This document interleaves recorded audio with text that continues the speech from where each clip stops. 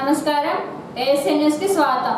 అద్దెంకిలో కుక్కలు శైర్య విహారం చేస్తున్న నేపథ్యంలో ప్రజలు భయభ్రాంతులకు గురి అవుతున్నట్లు వారి దృష్టికి రాగా రెడ్ క్రాస్ సంస్థ వారిని పిలిపించి మాట్లాడి కుక్కలను పట్టి ఊరికి దూరంగా వదిలివేస్తారని, ఇందుకు అందరూ సహకరించాలని అద్దెంకి మున్సిపల్ కమిషనర్ సత్యనారాయణ అన్నారు. అద్దెంకి మున్సిపల్ కౌన్సిల్ హాల్లో బుధవారం చైర్పర్సన్ ఎస్తేరమ్మ అధ్యక్షతన కౌన్సిలర్ సమావేశాన్ని ఏర్పాటు చేయగా టీడీపీ, వైసీపీ కౌన్సిలర్లు, కో-ఆప్షన్ సభ్యులు, కార్యాలయం సిబ్బంది హాజరయ్యారు. ముందుగా అజెండాలో ఉన్న 32 అంశాలన్నీ చదివి ఆమోదం కోసం కౌన్సిల్ ముందు ఉంచగా చైర్పర్సన్ ఆమోదించి ఈ సందర్భంగా కమిషనర్ సత్యనారాయణ మాట్లాడుతూ మంత్రి గొట్టిపాటి రవికుమార్ ఆధ్వర్యంలో అద్దెంకి అభివృద్ధి చేయటంలో ముందు ఉంటారని, పట్టణంలో త్రాగునీరు, డ్రైనేజీ, ఇతర సమస్యలు పరిష్కరించేందుకు ప్రత్యేకంగా మంత్రి చొరవ తీసుకున్నారని, వాటిలో సమస్యలు ఉంటే తన దృష్టికి తీసుకొని రావాలన్నారు. అద్దెంకిని గ్రీన్ అద్దెంకిగా చేయటమే మంత్రి రవికుమార్ లక్ష్యం అన్నారు. నమస్కారం అండి. చదివిన అంశాలు 32 అంశాలు కూడా ఆమోదించడమైనది. ఈ సమావేశానికి హాజరైనటువంటి కౌన్సిలర్స్ అందరూ కూడా హృదయపూర్వక నమస్కారం తెలియజేస్తుంది.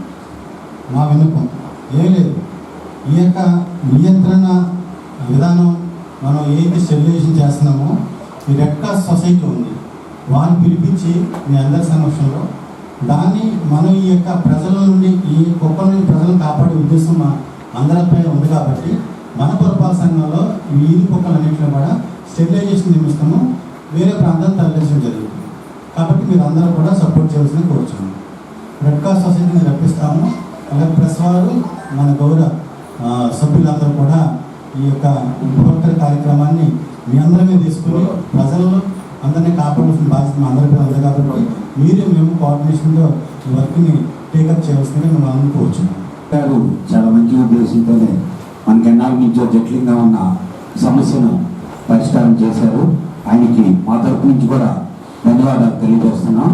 కాకపోతే మన మున్సిపల్ స్టాఫ్ కానీ, మన కమిషనర్ గారు, చైర్పర్సన్ గారు వీరందరూ కూడా చొరవ తీసుకొని ఆ ఖాళీ చేసిన స్తంభాలు, వాటి నుంచి లైట్లు, కొత్త వాటికి మళ్ళీ లైట్స్ అవన్నీ కూడా ఫిట్ చేసి మీరందరూ కూడా అలా చేస్తే ఇక ప్రజలకి ఇబ్బంది లేకుండా ఉంటుందనేది మా రిక్వెస్ట్.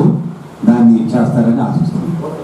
మరియు వారికి ఆమోదించి వారికి సప్లై అందించడకు మొత్తం సాధారణ నిధుల నుండి ఖర్చు చేయడకు కౌన్సిల్ వారికి రోడ్డు, ఎన్ఎస్పి కెనాల్ రోడ్డు వరకు గుంటలతో ప్రజలు మరియు కాలేజీకి వెళ్ళే విద్యార్థులకు ఇబ్బందికరంగా ఉన్నదాని నుంచి సదరు గ్రావెల్ రోడ్డు నిర్మాణం చేయటకు 5 లక్షల రూపాయలు ఖర్చుగా అంచనా తయారు చేసి ఆమోదం కొరకుంచడమైంది. అలాగే 3వ అంశం అండి, కమిషనర్ అద్దెంకి పురపాలక సంఘం వారిని ఆదేశించి ఉన్నారు.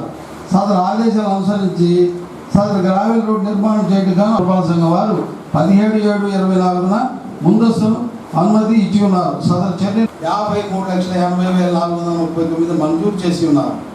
సదరు నిధులతో పట్టణంలో నిర్మాణం చేయడం గాను 24,50,000 రూపాయలు ఖర్చు కావాలని అంచనా ఆదాయం చేయబడి ఎక్కువకు అనగా 20,32,875 రూపాయలు 20 పైసలు పోటీ చేసి ఉన్నారు. సదరు రాబడిన రేణుకా ఇంటి నుండి మందా చిన్నగంగయ్య ఇంటి వరకు రోడ్డుకి ఇరువైపులా సీసీ డ్రైన్ నిర్మాణం చేయబడి గాను సుమారు 2.5 లక్షల రూపాయలు ఖర్చు అయి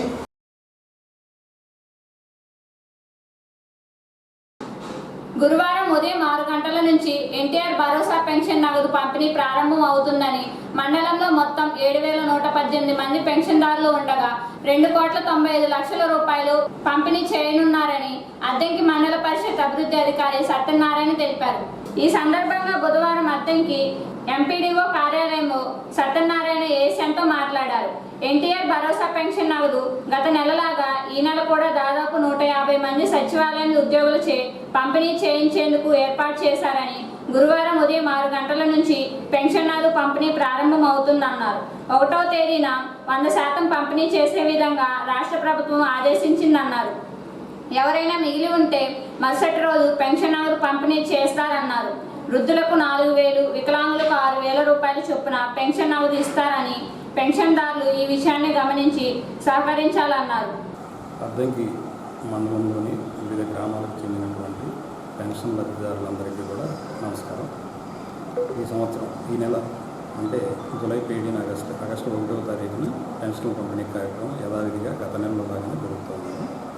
పెన్షన్ లబ్ధిదారులందరూ ఇంటి దగ్గరే ఉండాల్సినటువంటి అవసరం ఉంటుంది.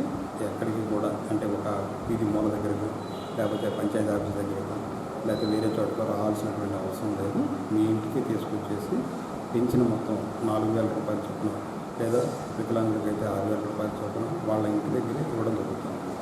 దీనికి గాను ప్రభుత్వం పర్మనెంట్ శాశ్వత ప్రభుత్వ ఉద్యోగుల్ని నియమించింది. అంటే సచివాలయ సిబ్బంది కానీ ఇంకా ఎక్కడైనా తక్కువ ఉంటే కనుక గవర్నమెంట్ ఉద్యోగం తీసుకునేటువంటి శాశ్వత ఉద్యోగుల్ని దీనికి కేటాయించి వాళ్ళ ఇంటి దగ్గర పెన్షన్ లబ్ధిదారుల ఇంటి దగ్గర ఇవ్వడం జరుగుతుంది. అలాగే మనకు 152 మంది పెన్షన్ డిస్బర్స్మెంట్ ఆఫీసర్ని కూడా నియమించడం జరిగింది. ఉదయం 6 గంటలతో స్టార్ట్ చేసి సాయంత్రం 5 గంటల లోపు 100% పంచే విధంగా ఈ కార్యక్రమాన్ని చేయడం జరిగింది. ఏదైనా సాంకేతిక సమస్య వచ్చి సగం ప్రాబ్లమో లేకపోతే వాళ్ళు బయోమెట్రిక్ పడకపోవడం లేదా ఏదైనా ఇబ్బంది ఉంటే తప్పిస్తే ఆ రోజే 100% ఇవ్వాలనేటువంటి ప్రభుత్వ లక్ష్యం.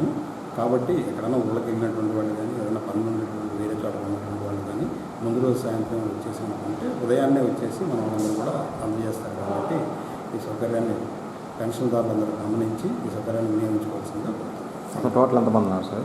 7,118 మంది అండి. 2,95,27,000 రూపాయలు పెంచినటువంటి మొత్తం గత నెల నుంచి అమలు చేస్తున్నాం. పోయిన నెల ఏరియాస్ కూడా ఇచ్చాం. పెంచిన మొత్తాలు 4,000, 6,000 ఈసారి బెనిఫిషియరీకి అందజేస్తున్నారు.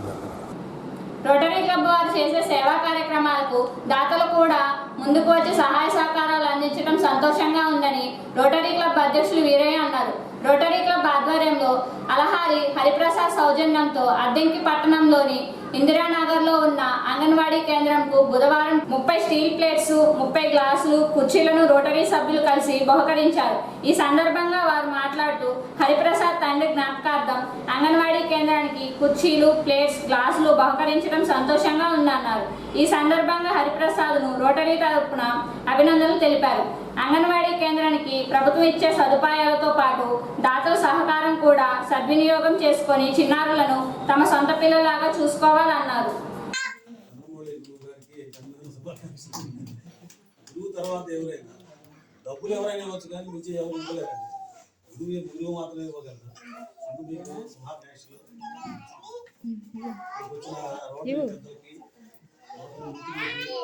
వచ్చిన మిత్రులు ఎక్కువ ఉన్నారు. అందరికీ శుభాకాంక్షలు. ఏదో చిన్న కార్యక్రమం చేశాను దాని గురించి. అంటే మా నాన్నగారు చనిపోయి 30 సంవత్సరాలు అవుతుందండి. అమ్మ 4లో చదివారు. మా నాన్నగారికి నేను 10వ సంతానం. అంటే మా 11 మంది సంతానం. 10వ సంతానం. ఆయన ఒక చిన్న లారీ పెట్టుకొని ఇంత సంవత్సరం చేయించారని మాకు అప్పటి నుంచి ఆయన చాలా గౌరవం మాకు. అందుకని ఆ గౌరవాన్ని కాకుండా ఏంటంటే అంగన్వాడీ కేంద్రంలో యాక్చువల్గా కొంచెం చూస్తేనే అర్థమవుతుంది ఎలా రన్ అవుతుంది.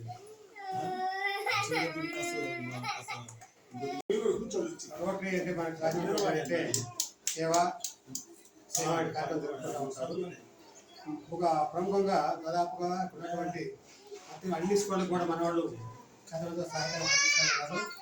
అదే కోణంలో ఈ అంగన్వాడీ కేంద్రాలు కూడా ఈ గ్రేడ్ 2 క్లాసు ఆయన బహుకరిస్తూ ఉన్నారు. వారికి అభినందన తెలియజేసుకుంటున్నాం. ఈ ఇచ్చేటువంటి వస్తువుల్ని మన దాన్ని చక్కగా ఉపయోగించుకొని విద్యార్థుల్ని బాగా ఎందువల్లంటే ఇక్కడ మీరేసే పునాదే అటు ప్రాథమిక మన ప్రైవేట్ స్కూల్ కానీ స్కూల్ కానీ వాళ్ళ యొక్క మంచి ఉపయోగపడుతుంది అనమాట. ఇక్కడ ఎవరైతే సరైన పునాదులు లేదో అక్కడ తిట్టుకుంటూ ఉంటారు. మీకు ఆ నేర్పింది ఎవరు, అది నేర్పింది ఎవరు అంటారు. కాబట్టి అటువంటి మాట పడకుండా మీరు చక్కగా పిల్లలకి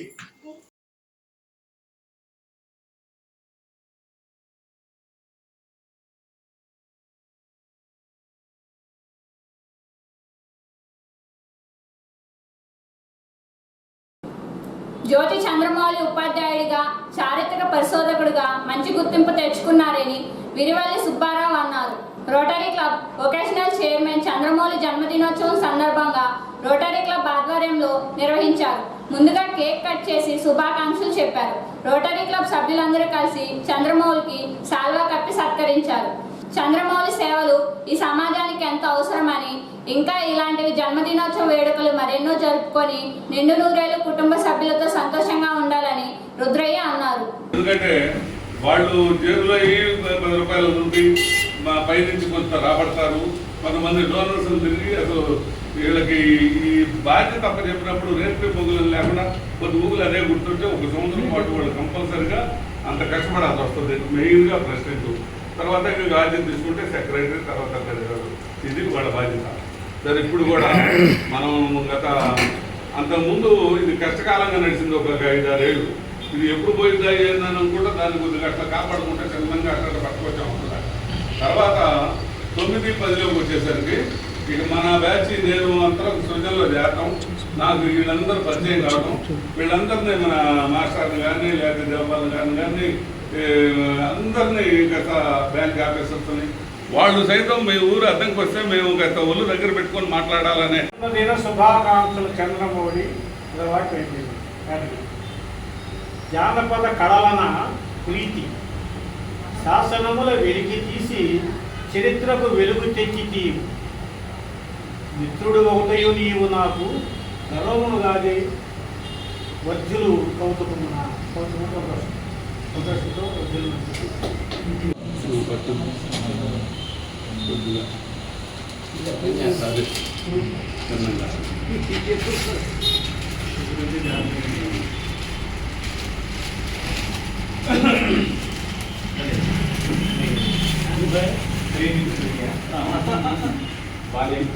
పెట్టండి.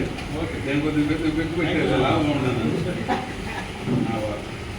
నువ్వు కూడా రాకపోతే ఇట్లా కేక్ లేకుండా పెట్టండి, అడుగుదైతే బాగుంటుంది. ఏసెన్ను సమాప్తం. నమస్కారం.